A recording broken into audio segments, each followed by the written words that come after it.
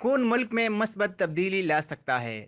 پاکستان ایک ہیجانی کیفیت سے گزر رہا ہے۔ ملک میں سیاسی درجہ حرارت عروج پر ہے۔ تمام ادارے سیاسی ہیجان کی وجہ سے انڈر سٹریس ہے۔ ایسا لگتا ہے کہ آسمان ٹوٹ پڑے گا اگر موجودہ چپکلش اور سیاسی محاذرائی کا انجام کسی ایک فریق، حکومت یا اپوزیشن کے حق میں نہ ہوا۔ اصل میں دونوں صورتوں میں خواہ حکومت جیتے یا اپوزیشن، ملک میں کوئی مثبت تبدیلی نہیں آئے گی۔ موجودہ لڑائی اصل میں مقتدر دڑوں کی آپس میں لڑائی ہے، جس کا عوام الناس کے فائدے اور مفاد سے کوئی تعلق نہیں۔ فوج، بیوروکریسی، عدلیہ، میڈیا اور سیاسی خاندانوں میں مختلف دڑے ٹکرا رہے ہیں اور کوئی بھی پیچھے ہٹنے کو تیار نہیں جمہوریت اور رولز کے مطابق کھیلنا چاہتے ہیں۔ ان تمام مقتدر اداروں میں دونوں دڑوں نے ایڑی چوٹی کا زور لگایا ہوا ہے اور اس میں سے ایک دڑے کا فتح ہوگی اور دوسرے کو شکست۔ عوام الناس جن کا اصل مسئلہ روٹی روزی اور اقتدار میں شراکت داری ہے، دونوں صورتوں میں نامراد ہی رہیں گے، خواہ حکومت جیتے یا اپوزیشن۔ نہیں کرپشن میں کمی آئے گی، نہ ہی اقربا پروری اور نہ ہی نااہلی ختم ہوگی۔